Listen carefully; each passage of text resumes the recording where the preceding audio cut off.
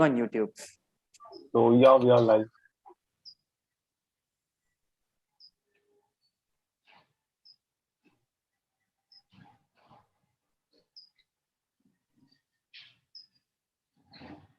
Oh, you're on mute You there, are on sure. mute. Yeah. All right, great. I think we'll get started. So for everyone who has joined in, thank you so much for joining in. Today with us, we have Hershel Mehta, who is one of the greatest angel investors. He's a young, our age angel investor. He's been born and brought up in US, and you had your own venture, if I'm not wrong, right? You did have work on your own venture, and then he's also an alum of the Wharton School of Business. That being said, he is now running 2AM Ventures, which is a Gen Z focused venture capital fund, and he is also running the show back at his family office at the Meta Ventures. So super excited to have you on with us today, Herschel. And you are joining us from LA, right? Los Angeles. Yep. Yeah. Yep. That's great. So what's the time over there? It's 8 o'clock in the morning. I'm like, Oh, well, that's a little early. yeah, it's fine. Yeah. And then in the US, like things start a little bit earlier. I've noticed Indian founders, like you guys stay up really late. So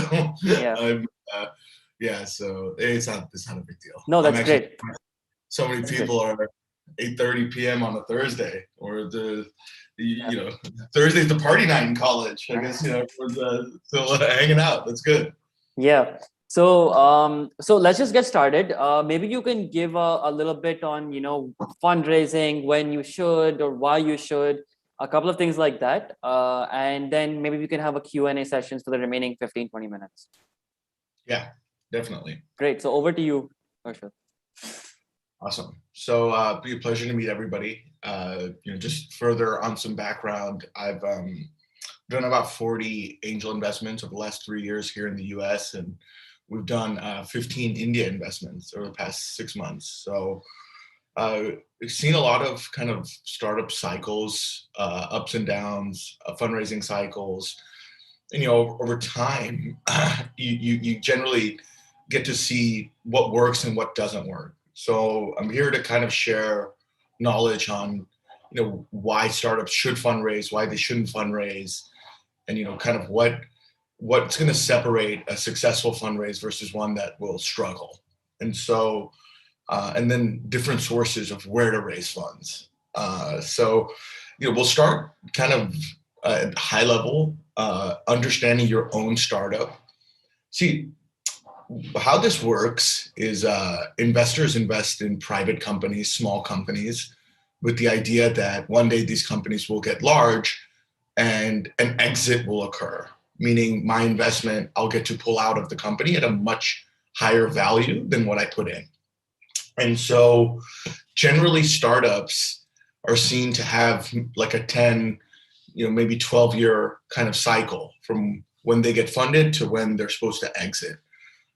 Things have kind of, but you can imagine that time frame.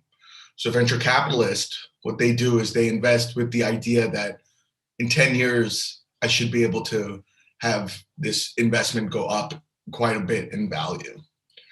And so if you think about this concept, like how would that happen, right? How would you once you invest in a company, how do you get your money out?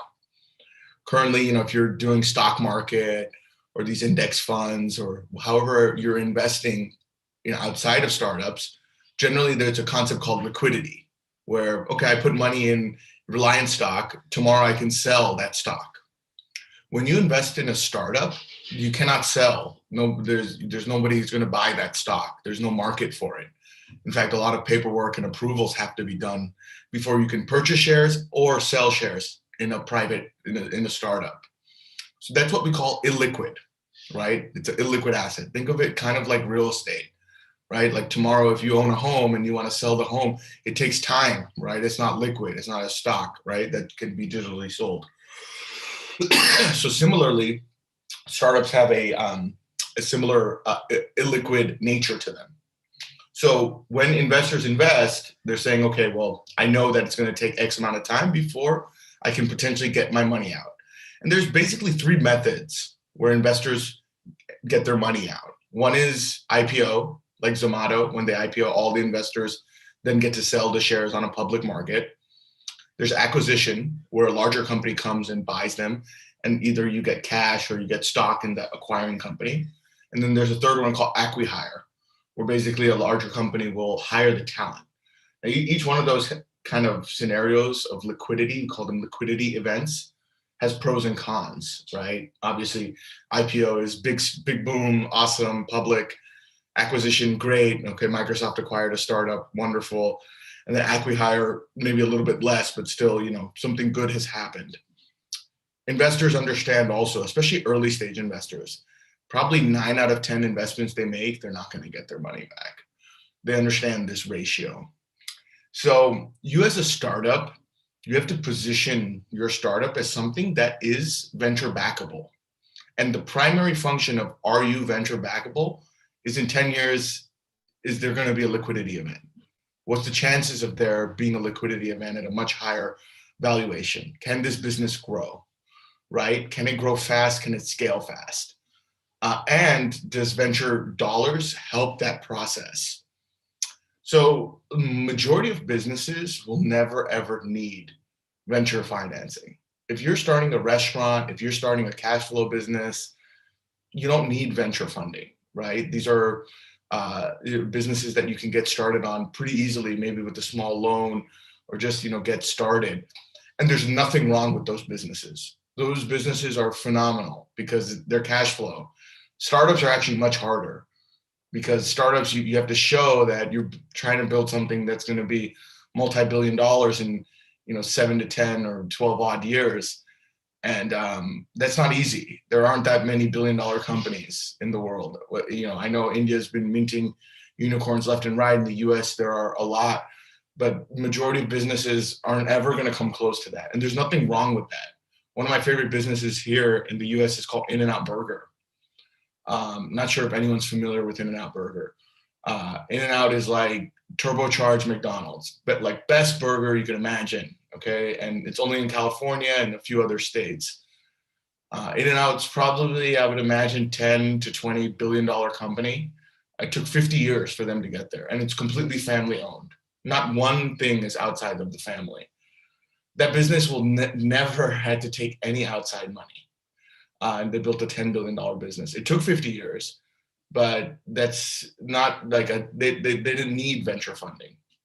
So you have to understand why, right? So many, I think, entrepreneurs, they fall in the trap of, I want funding because I want a brand name. I want these guys at Sequoia or these guys at Lightspeed or, to validate my idea. That's a fundamentally flawed way of thinking.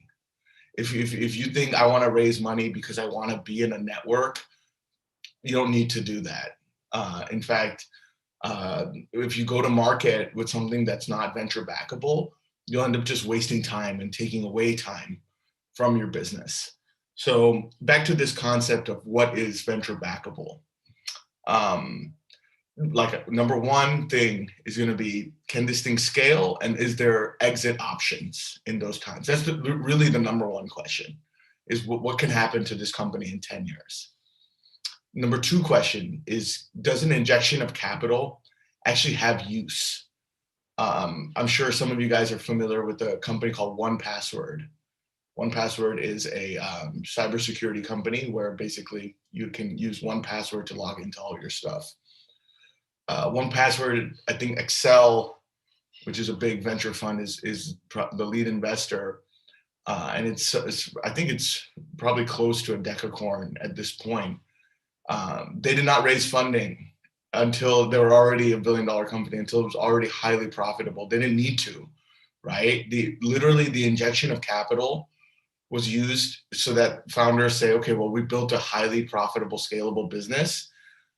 This will ease some of our tensions, and then we can kind of hire and go global with this product. They didn't need venture funding. So you have to look at kind of why, right? That's a big question. Why do I need to raise money?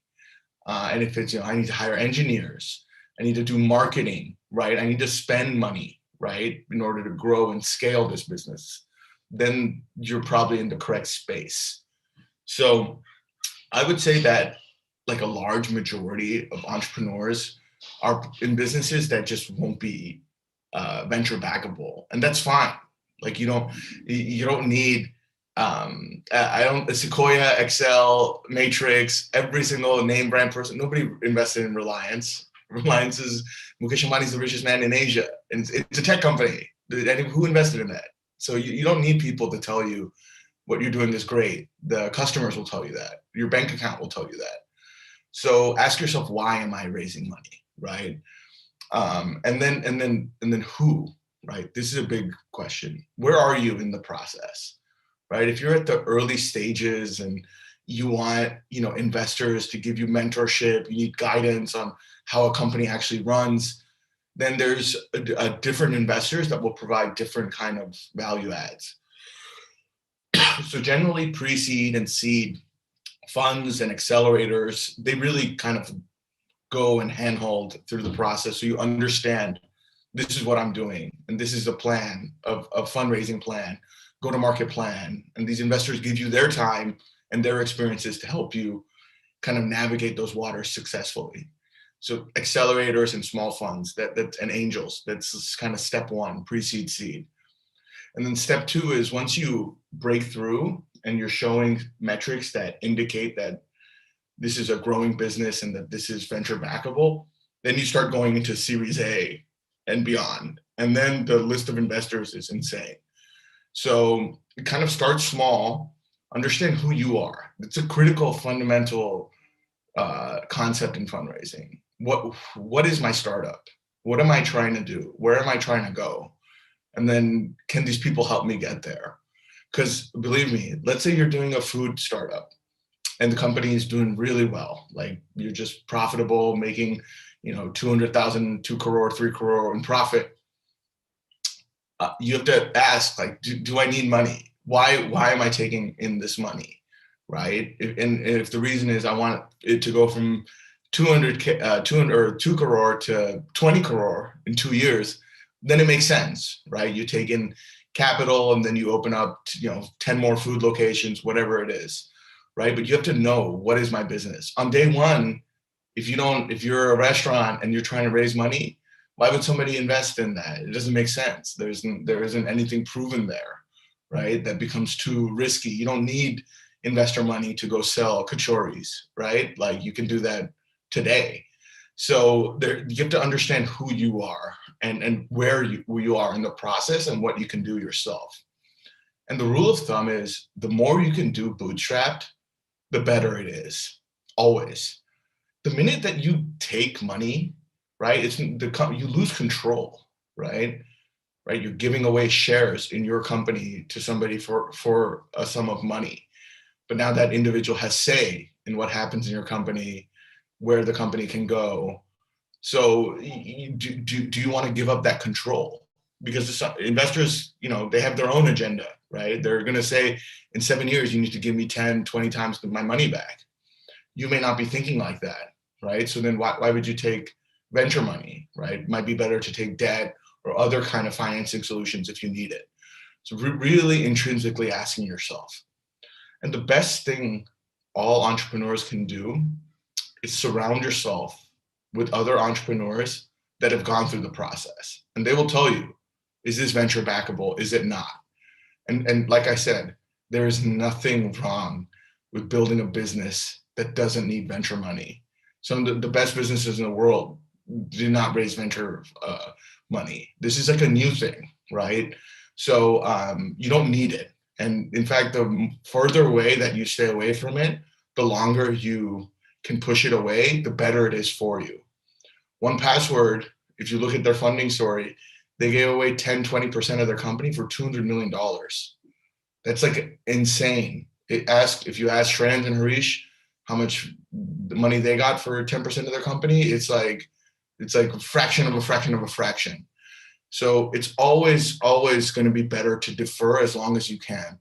But if once you hit a point where you're like, okay, well, this business needs capital, otherwise I can't move it in a certain direction, then it's time to fundraise.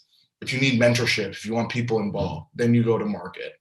So when you go to market, right, that's like the hardest thing, is getting the first person to bite, right? That's why, what my cousin does at 100X is fascinating to me, because he has to be the first investor. He doesn't want anybody else investing except for him first. So getting that first check is hard. And the best way to actually do it is to have a network, is to be in communities like BlueLearn, where you're surrounded by other entrepreneurs that are speaking with investors, that are growing their network.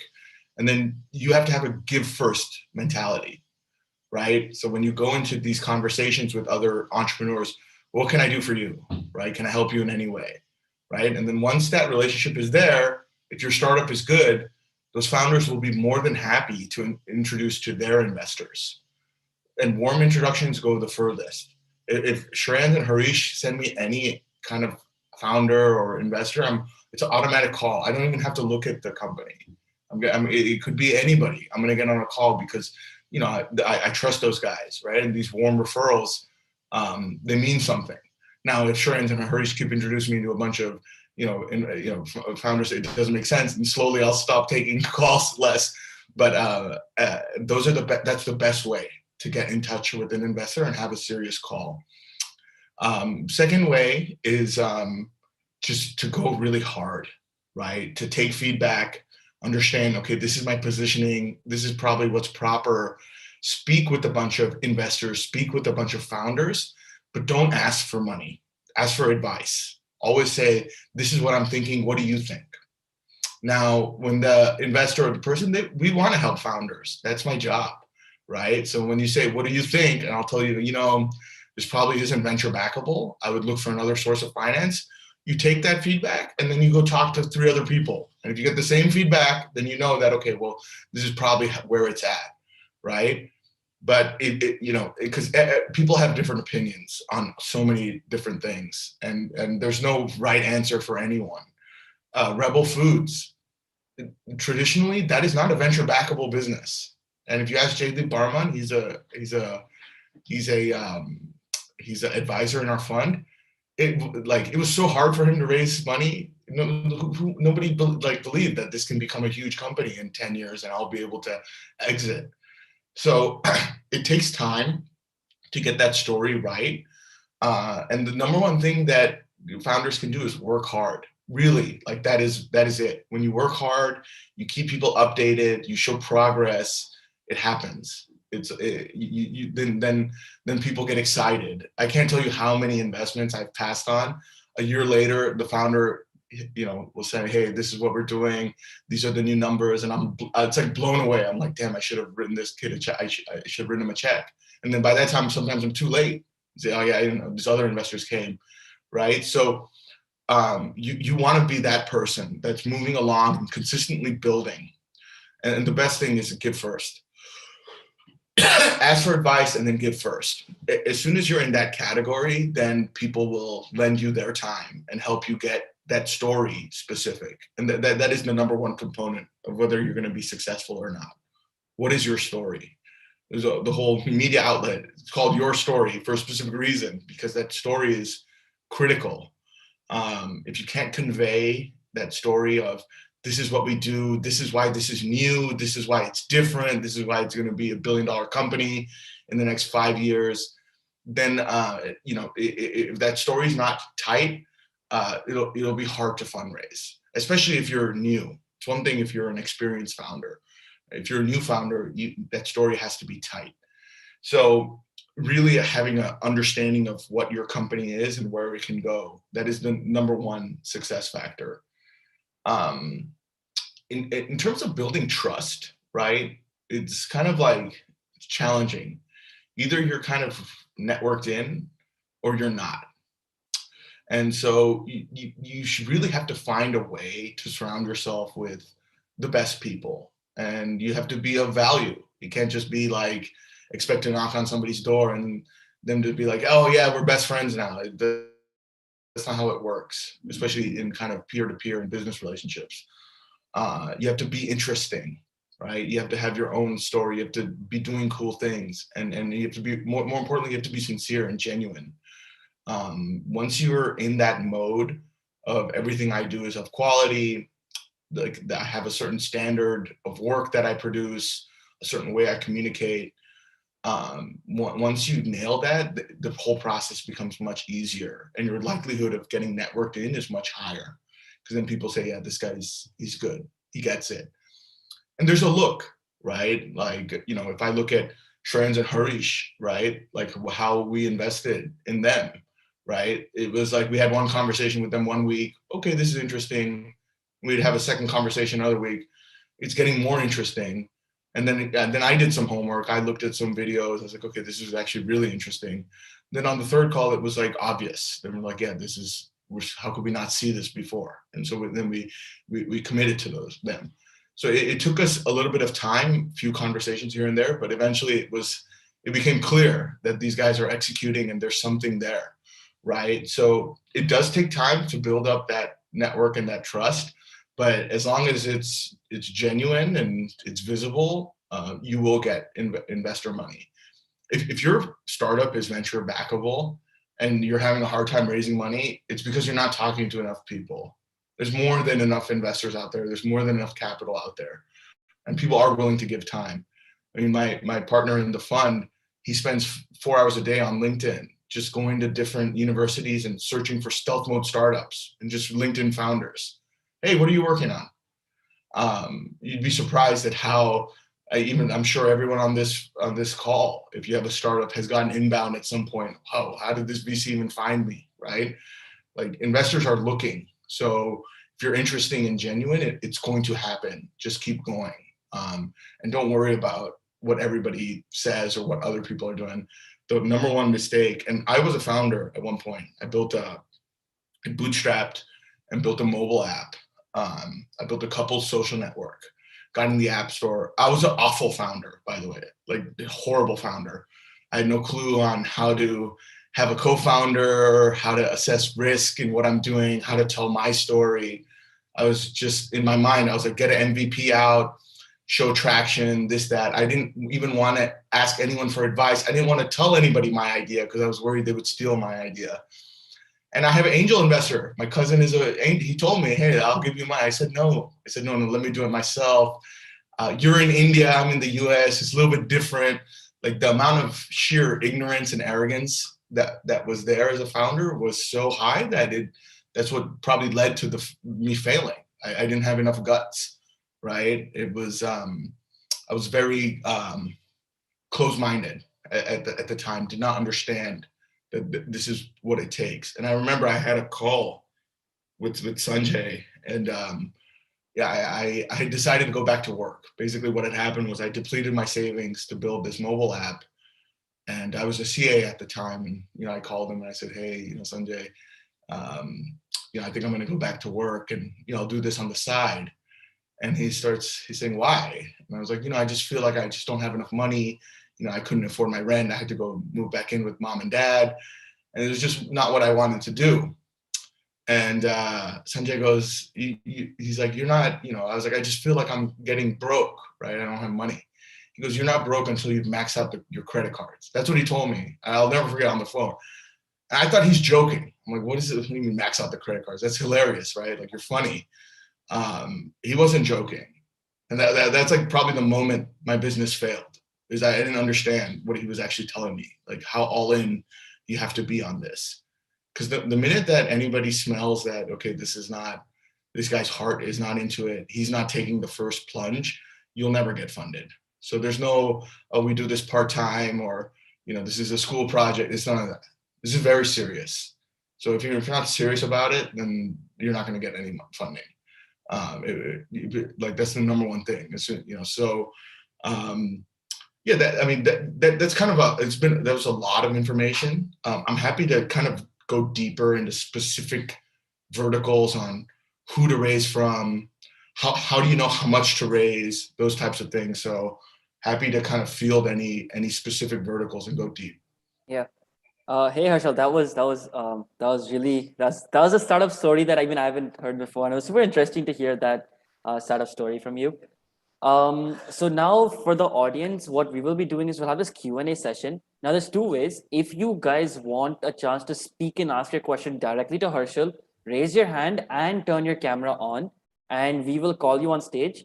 But the only condition is that please limit yourself to only one question and please ask it in under 15 to 20 seconds because we want to get as many questions to Hershel as possible. And Hershel, while you're answering questions, just try to keep it short so we can get max participation, right? So Aman Tiwari, I'm gonna ask you to unmute and you can ask your question. Hi, Hershel. Good evening. Yeah, hi. Are you You're able audible. to hear me? Yeah. Yes. Yeah, I want to ask. I have created an app which is downloaded over 2,500 times and is used by students a lot. Like currently, I have around 200 daily active users, but I want to scale this. So how can I scale this? Because for this, every single person that I have given the app, he has downloaded it as an student, and he has appreciated. And on the LinkedIn, my post on the app went viral, and a lot of people like Google SD3, Microsoft SD2 appreciated my post and said me to work on this project. So how should I approach? My question is this only. So congratulations. That is step one, by the way, is shipping. If you're the kind of person that's, I'm going to start the business, but you don't ever actually launch it, or you're too, it's not all the perfect all the way, or whatever it is, then good luck. It's you have to be able to actually put something out there. So congratulations on having something live that people are using. When you assess, like, is this ready to scale, or can this be scalable? You have to really understand what your product is and what else is out there. Is there a business in this product, right? Like, can I monetize this product? Is somebody going to pay for this? Or can I build something that somebody eventually will pay for? Or what else, where is the business, right? You have to ask yourself these questions. And if there is like a clear vision, then you tie that into a story, right? You build out actual, deck around it. Very simple. This is what we do. This is what, this is where the product is at. This is what we envision. This is how we're going to make money. This is why I need money to go make this money. So you create this story, right? And once you have that story down, then you can go to market, you can go to investors and start saying, hey, I'm here to raise money. This is where I'm at. And it's really simple, right? This story is linear. It has to be coherent, and it has to be like something that investors are used to seeing, right? For example, if I get an email and it's, soliloquy, just paragraph after paragraph after paragraph, this is my business plan, I'm not even going to read that thing. And I don't have time, right? Now, if you send me a 10-slide deck that's one-liners, it's easy. Now, okay, this is interesting. Okay, let me have a call, right? So how you convey that story is very important.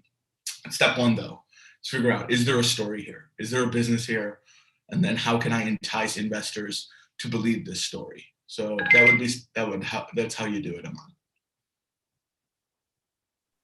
Thanks for sharing. I will definitely make a pitch deck for this and approach to a lot of people. Yeah. And then look at other ones, right? Like, one of the best things on how to tell a story is go on YouTube and watch Y Combinator demo day pitches. Those are like 2 to 3 minute pitches where these people convey big ideas in very concisely and very simple, right? So everybody knows what DoorDash is, or Misho, right? Everyone knows what Misho is. You could probably go on YouTube and find Misho's YC pitch, and you'll see how they told the story. And then you use that similar framework, the similar process, A to B to C to D, and then you figure out what your story is. Then you start talking to people, but ask for advice first. Don't ever ask for money. Say, do you think that there's something here? This is my story. And if there's something here, investor will tell you, yeah, there's something here. If there's not, they'll say, no, this is why there's not. And it's okay. If there's not, that's fine. Talk to 5 other people. Maybe one, what I see is not what someone else sees. So, I passed on so many businesses that I look back on. I'm like, how did I not see what that was?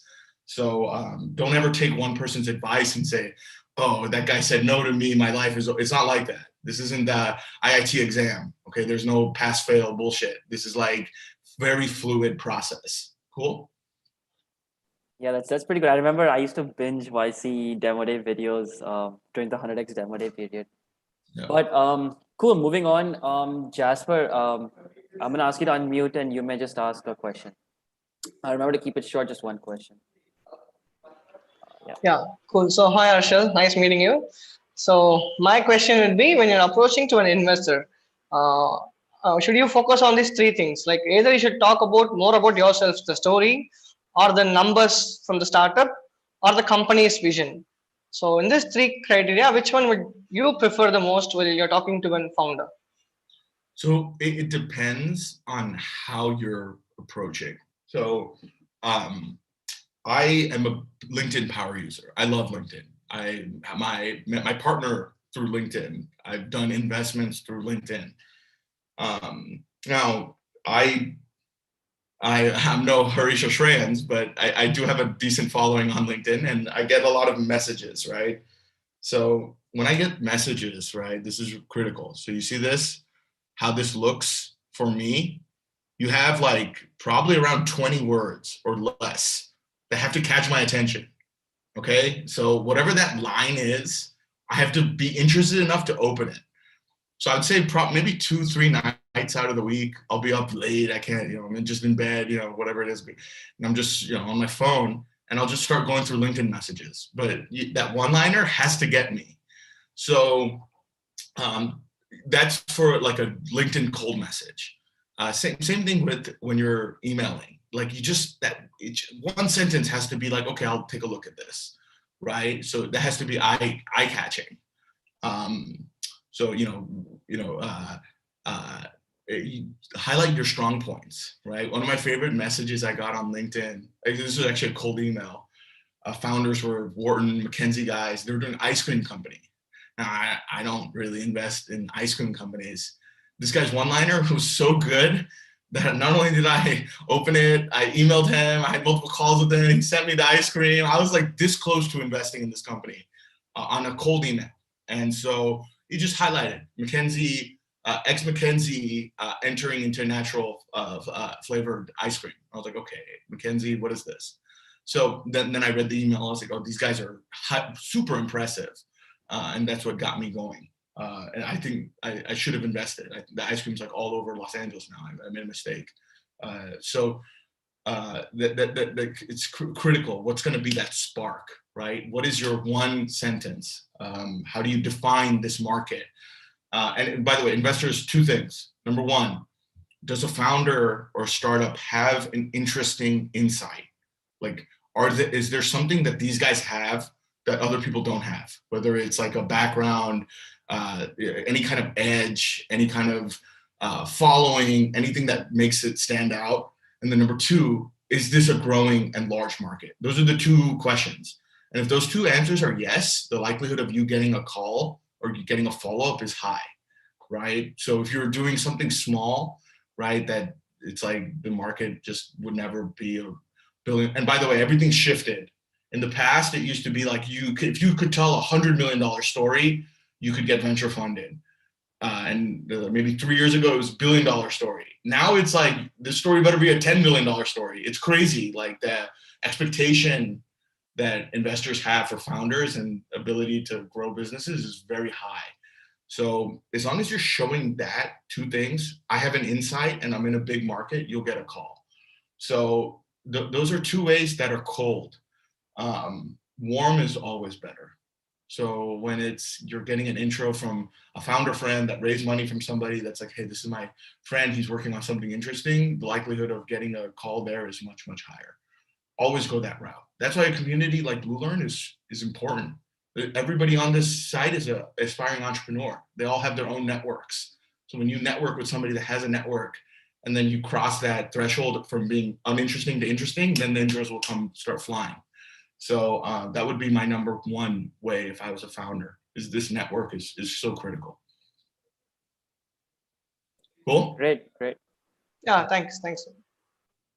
Up next, I think we'll take Praveen. And guys, if you want your questions to be taken, remember to turn your camera on. Praveen? Hello, sir. Sir, am I audible? Yeah, Yes. you are. Yes, yes. Sir, how to decide between whether to bootstrap or to whether fundraise a startup? How can we choose it? So it's always better to bootstrap as long as you can. Um, always. See, if you go and fundraise and you don't have much, then investors will take more, meaning they'll give you less money and they'll take more equity. If you come in and you have stuff, like then everything gets bumped. Now you're getting more money and you're giving up less. So at the early stage, the more you can do, the more you can show, it's always going to be better for you. Some people don't have that privilege, right? Like, oh, I'm not an engineer. I have to hire engineers to build this product. How am I going to get that money? That's a hard issue to be at. And that's why finding co-founders, having the right team is just as critical. So if I'm not an engineer, I don't know how to code, I don't know how to build but I have a vision. I have to convince a co-founder that can build to come and build before I go. Because if I just go to an investor and say, I need money to hire somebody to build, probably not going to invest in you. Like, likelihood is very low. But if you're going into the conversation saying, okay, well, look, I had the CTO, we put out this product, this is our numbers, then it goes higher. So when deciding whether or not to bootstrap, understand how far you can go and how comfortable you are bootstrapping, and push that as much as you can. The further along you push out not fundraising, the better it is for your business. The better founder you'll be. If you take in money too early, it can go the other way quickly, because then the clock starts ticking. If I don't see certain things, if I invest in your company in 6 months, I don't see much things, then I'm not going to spend time. Venture capitalists, they have a rule, the best ones, right? And this is very mean. So I don't really do this, but this is what successful VCs say consistently. You don't spend time on losers, even if you invest.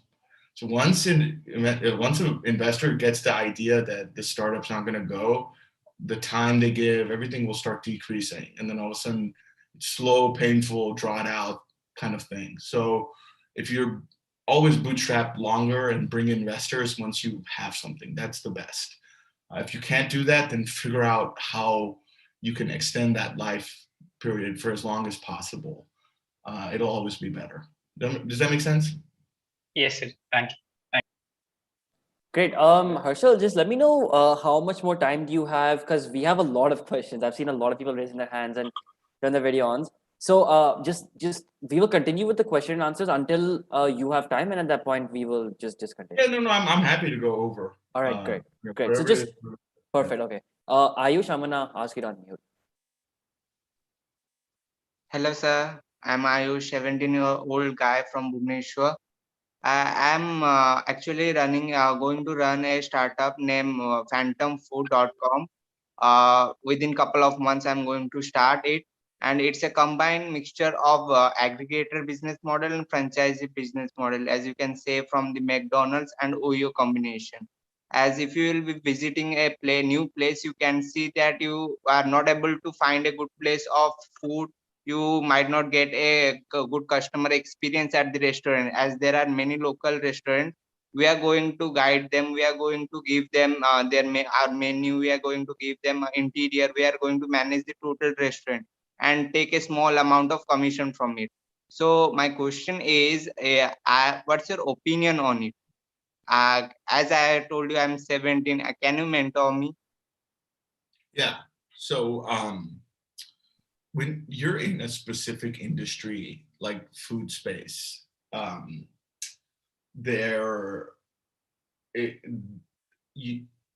want to find investors that know this space, that understand it, right? So as you're building out the business and the business plan, that's when you start reaching out to specific investors and say, have you seen plans like this? What's your opinion on this? Because if this is a time-tested model, and there's a lot of these types of companies out there, investors will tell you like, hey, this doesn't work, or XYZ, and they're usually right. I remember when I had a business. I was always I used to be a entrepreneur, right? I used to always say, like, I used to have all these business ideas, but I was too scared to ever go do it, right? I didn't have enough conviction in myself. And so I had one business idea that was food oriented. And I was in a car with a couple mentors of mine that high level, like the guy was like a chief CTO of AOL, like just awesome guys, the guy early Sun Microsystem, just brilliant tech guys. And I told him how I want to have this delivery. I wanted to do fresh fruit, right? Like in India, you go and there's a market and you can get fresh fruit. I wanted to do that here in the US, but have a delivery app. What ended up happening was I told him, hey, I want to start this store, right, where people can come in and order fresh fruit. The guy told me in the car, he goes, you don't ever want to be in the business of counting napkins. So I'm like, at the time I was like 19 years old. So I didn't understand what he meant, right? What do you mean counting napkins?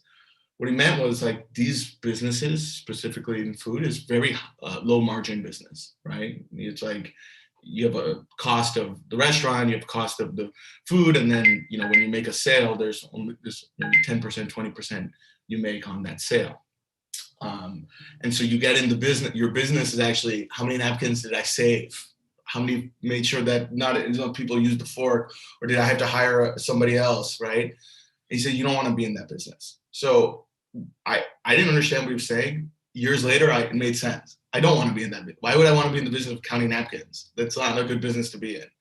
So when you build your own thing up, you have to surround yourself with folks that have done it and say, okay, well, I want to do something similar or something a little bit different. What do you think? Get feedback. Get as much feedback as you can from experts. Impress them. Work hard for them. Ask them, what can I do for you? Have them close. And then once you feel like this model is good, I've gotten all the feedback, I have something that I believe can scale, then you can go bring it to market. Until then, it's not ready yet. Makes sense. And you take your time with it. You don't rush things, right? Be prepared. The minute that you start going into something that you're not ready for, like, you're going to lose. So be prepared for ups and downs. There's certain days in entrepreneurship where you feel like overwhelmed. Like, this is like too much, man. Like, this is like, you can get internally lost, right? Oh, this didn't work, that didn't work. And it's a roller coaster. And if you're not ready for it, like if you're not ready to kind of have the ups and downs, then don't be an entrepreneur. Everybody doesn't have to be an entrepreneur. Like, it's only a specific set of people that should be doing it. I cannot be an entrepreneur. Believe me, like I know how hard it is. My job's easy. It's easy to give advice. It's really hard to build something. So just remember that, like, as you go through your journey. Yeah. Ayush, I'm sorry, but only one question per person. We have a lot of other people also waiting. Thank you, sir. Thank you for your advice. But I have done research. I have one of my Ayush, sorry. We have a lot of other people. I'm so sorry to cut you off. Ritvik, I'll ask you to unmute. And guys, keep your questions short, please. There's a lot of other questions. All right. Can you hear me? Yeah, you're audible. Thank you, Shreyans. Hi, Hershel. Beautiful insights. Thanks a lot. So I'm Ritvik from Startup Zoo. We've been operational for more than 1.5 years now. I'm a graduate from United Trichy too. So we're a K-12 marketplace for competitions and tutors and programs. So I just wanted to, it was so relatable to the point you mentioned, talking to people, getting their feedback on how we're operating. So after a few multiple pivots, we were able to, bring the product to a point where it's ready to be scaled. But that's where we're finding struggles. It's like the scaling part is a little challenging. Yeah, I mean, obviously solving challenges is fun. That's what the journey is for us now. But the mentoring part has been really insightful. Fortunately, we have had so many people, investors helping us out on the journey.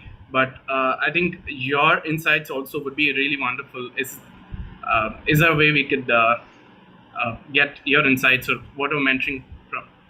on how to scale or how to, expand this product? Well, of course.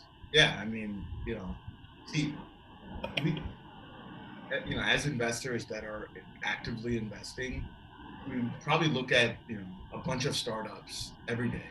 On average, our goal is, can we look at 5 startups, Indian startups a daily, or more. Sometimes it's a lot more. And so, what you really, if you're looking for high quality feedback, you just have to be interesting. Like that is like the key component is how do you hook somebody to be like, I'll give this individual 30 minutes of my time. See, when I started the VC fund, what had happened was basically I have a set of friends. Sorry about that. I have a set of friends that I co-invest with, right? So I would say, hey, I'm doing an investment in this. Anyone interested? And so these friends, like we would invest together. And then they started seeing kind of what was happening in India with 100X.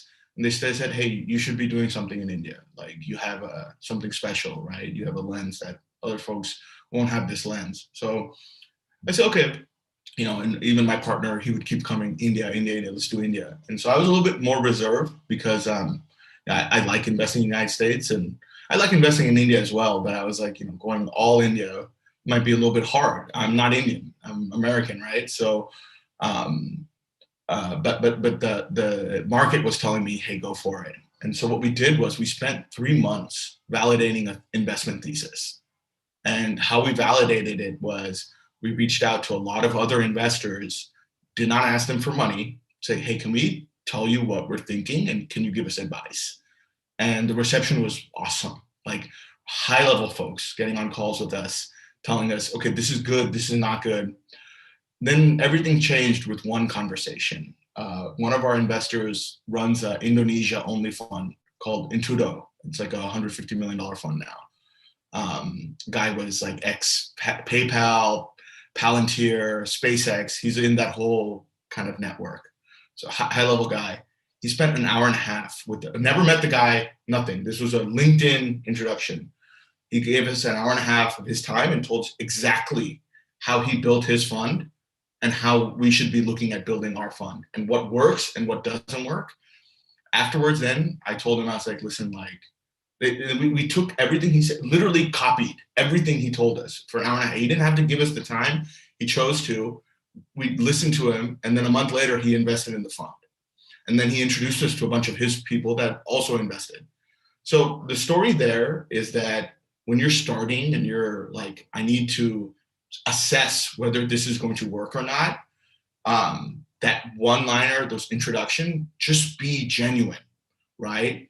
And then when you're on the call, the number one thing you say is, hey, how can I help you? End the call like that. What can I do for you? And keep that engagement line open. So if somebody gives you the time, right? Like let's say you pitch somebody and they're like, hey, I'm not going to invest, but this is XYZ. You keep that relationship open, right? Then you say, a week later, one of your buddies is working on a startup. He just got a term sheet. You ping the investor. You say, oh, this is my friend. He's working on this. You guys should connect. Now, all of a sudden, you're in my favor. So now I'll give you more time. So I'll say, hey, what's up with you? How can I help you now? And now the conversations shift to where this is a equal relationship, and then people will give you the time. And that is the most important thing, is like, can somebody that knows something that you don't, right, has a network that you don't, give you their time? Like money doesn't matter. It's literally like, what else can they do that's not tied to any kind of transaction? Those relationships are so powerful. And so that would be my rec, is as you're building your story, those hooks, those one-liners, those sharings, right? Keep those conversations as loose as possible and then build up. And when the timing is right, then you'll know, okay, well, this is ready now. And that person will tell you, right? Like I've had so many startups where they pitch me, I'm like, dude, not yet, man. And then a month later, I get the update. I'm like, okay, you're getting closer. And then the next month, I'm like, damn, dude, you broke through. Like, let's go, right? So keep those cadences. People love that. I love seeing companies that go and progress time and time again. It's like, those are the best stories. Great. And Hershel, just let me know anytime. We'll take one more question from Pushkar and we'll reassess time. Pushkar, I'm gonna ask you to unmute. Thanks, Shreyans. Hey, Hershel. I'm actually based out of Michigan, US, and I'm already working with Rivian. I mean, it was a startup, if you know. And I have my own startup. And my question is like, when I hire like new people, then how do you split the equity, or like what exactly you give them so that they join you? Because I don't have like any money at this point. So how do you like distribute all those, or how do you guarantee them? That's my question. So this is a very important question. When you're building out a company structure, there's only one company. You get one chance to build the structure, right? That is it. After it's built, there's no negotiating. So if you have a co-founder says, oh yeah, I'm happy, 1%, great. Once that's inked, the co-founder can't come back and say, hey bro, you need to give me 50%. That's inked. And so when you're, and by the way, these are, once you give shares in your company, it's no longer your company. It's very important to understand that, right? The company structure has changed. Like when you own 100% of shares, every decision is your decision. Once you give one share away, you have to think of that other person in every single decision you make, right? That's why control, all this stuff is really important. So when you're looking at partners, you have to really assess, what is this relationship? How much is this guy putting in? What is the skin in the game? Do I want to work with this person a long time, right? If you're just trying to get somebody to do a small job for you, right? Equity is not the compensation.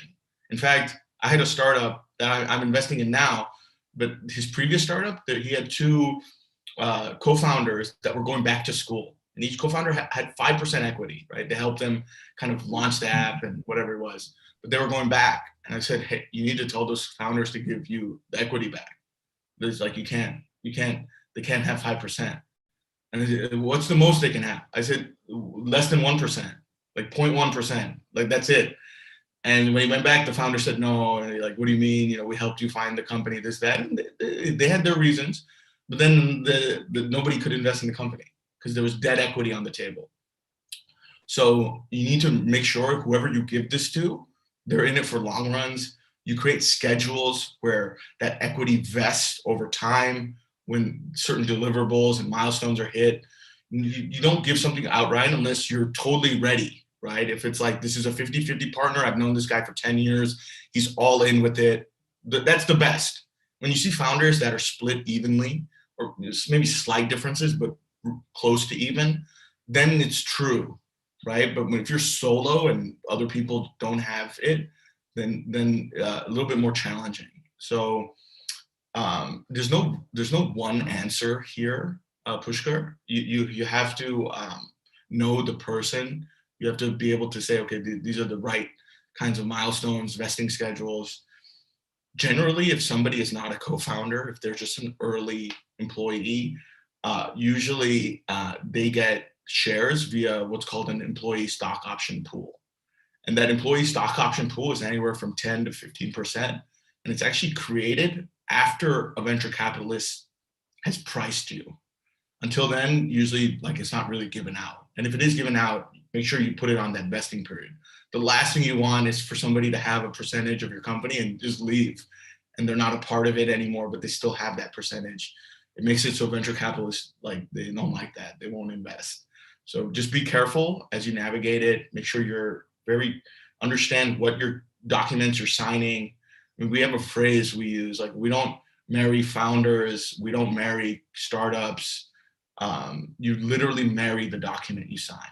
That's all that matters. So as you go through the process, make sure you're protected and you feel like you're doing it correctly. And again, the best thing you can do is people that have gone through it, you say, is this the right way? What advice do you have? And ask us tons of people. Like, everybody's willing to share. Cool. That makes sense. Okay, we're gonna ask Indrani to ask her to unmute and ask a question. Hey, hi, Hershel. I've been patiently sort of hearing all your lovely advices. Thank you so much.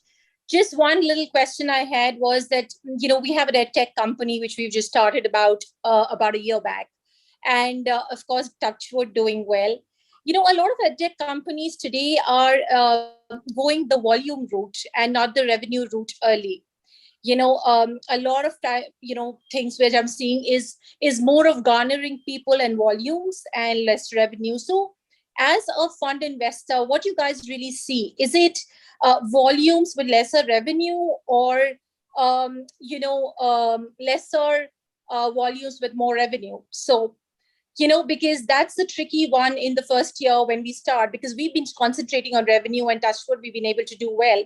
But to scale up, to get volumes, we leave a lot of people behind, because obviously we're not getting them to use our platform so much. So just wanted to check with you, what exactly is your sort of advice on this? Yeah. So generally in consumer products, revenue is important. Okay. What's more important though is more like moat oriented and PM fit. Okay. So when consumers build a product that people like and they love and they engage, revenue doesn't matter. Like, because if you know that people like it, then they're probably going to be willing to pay for it, right? And even if they're not willing to pay for it, if there's volume there, it means there's eyeballs there, there's engagement. And whereas there's eyeballs and engagement, there's always money, right? When you have somebody's attention, you can always find a way to monetize. So you have to figure out what is the moat, right?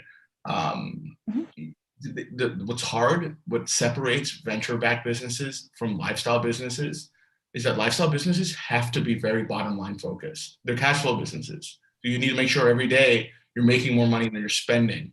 That's not the case with venture-backed businesses. Okay. Venture-backed businesses, the idea is, can I build something so large that when I do flip a switch, it goes, right? I'm able to make lots of money. And it's a proven model consistently. I mean, I have a few startups. I have one that's in the creator space called Beacons AI. It's like a turbocharged Linktree. Okay, so think of it like a personal website builder for creators and entrepreneurs and whatnot. These guys made $0. It's literally $0 for 2-3 years. Couldn't even find a PM fit. All of a sudden they hit PM fit, millions of users. Then all of a sudden last month they made like 70 grand in revenue. I was like, wait, how did that happen? You guys literally 2 months ago were at 0. They turned on one engine. People were like, they paid for it. It went to 70 grand in 1 month. If they focused on smaller revenue, making sure, okay, this is cash flow positive, it's never happening like that. Like that, you'll never see those bumps because like the decision making is smaller, right? You like scalable means like you're experiencing like 10% week growth, 20%, month on month growth, 30%, right? Those are big jumps. And generally bottom line businesses don't have jumps like that. And like, that's okay. Like like I said, there's nothing wrong with lifestyle cash flow businesses. My dream one day is to have so much money, I invested in all these cash flow businesses. That's the best, right? So that's like, that. Don't feel bad if you're like, you know what your business is. You don't look at other people's stuff. Like the minute that entrepreneurs spending time on TechCrunch and, or what did this other people do, or they start looking like that, that's like when they, who cares what other people are like, focus on, like you have a business, right? So that would be my advice there. Understood. Thank you so much. Thanks. Great. We'll take one more question and then we'll wrap it up. I think it's getting a little bit late, and I'm actually surprised that we still have 80 people left on a Thursday night. But Yash, I've asked you to unmute. Yeah. Thank you for this opportunity. Hey, Hershel, love the advices and the insights that you have been giving around. It's really good to, get to know about all these things. Hershel, my question is that I'm currently running a fintech company, and we are currently on a pre-seed stage, and we'll be launching our product by December 1st week. So do you particularly invest in companies that work on a pre-seed prototype stage? And if so, is there any way to get connected with you for the same? Well, absolutely. We've invested in tons of stuff pre-launch. Like I said, when you're pre-launch, you tend to get you can get gouged on just price. What it means is that like if there isn't there something to draw on, the amount of money you're going to get for what you think the value is isn't going to be that much. So you have to assess, does it make sense for me to take in money at this kind of, for this price? A lot of investors invest pre-launch. Biggest component is, has this person done it before? And if they haven't, then pre-launch is way harder. I always suggest putting something out, especially if it's software, just anything, man. Like you just have to show something, right? And then the other component is that, so if they haven't done it before, there's a hurdle there. And then the other side of it is, because the biggest question is, can they ship? Can they execute, right? So if that is a big question mark, getting an investor is really hard. That's why what 100x does is, like, to me, I'm like, how do you invest in these companies? Because they will take those chances, right? And for me, I'm like, even I take chances, but like they have their chance capacity is much, like their risk capacity is much higher. Their tolerance is much higher, but they also, it's expensive, right? Like Y Combinator, that's an expensive check to take from them, right? So you have to assess where you're at and what you're getting in return. Does it make sense? I would always ship first, right? That's like I wouldn't start conversations, because the minute you ship and the minute you show that, hey, we released this product, this is going, all conversations change. And the likelihood of good stuff happening is much, much higher. And that's like the number one thing is, can these guys build something, right? If you prove that, it's a much better conversation. Thank you so much. Thank you so much for this advice. Great. I think we'll be closing questions there. And Hershel, I think this is one of the genuinely most insightful sessions that we've had. We might even just break this up into smaller segments and, make a playlist on venture capital by Hershel Mehta. This has been supremely helpful, and a big thanks to everyone who showed up and stayed for so long. Also, Hershel, can you drop maybe your email address or some sort of thing in the chat? So a couple of people have been texting me, what is 2 a.m.'s email? I want to send my pitch deck across. So that would be helpful for everyone. I'm posting it. Just be aware though that do get a lot of emails. Yeah. Be interesting. If you don't hear a response from me, it's because your liner was not interesting, and I'm being very genuine. So if anyone's really like, I have a startup, I want to pitch Hershel, send me an email, and if I don't respond, you'll know that email is trash. You should fix it. I'm not going to tell you why. I just literally won't respond. So be super interesting. Like whatever that line, you get 10 words, man. You got 10 words to get me to be like, open the email, respond back. So go for it. Shoot your shot. And if it's not there, fix it. Get better. Cool. That's great. So I genuinely hope that everyone over here got at least some insight, some value from this session. Of course, do follow Hershel on LinkedIn, do follow BlueLearn, and do join our entrepreneurship club. We have the entrepreneurship week going on, and we'll be having more value-packed events once or twice a week going forward from here. And thanks for everyone who just joined in. Thank you, Hershel. Great. Thanks, Trent, for the platform. See you guys. Bye. Bye. Oh, I'll end the meet here. Thank you everyone for joining in.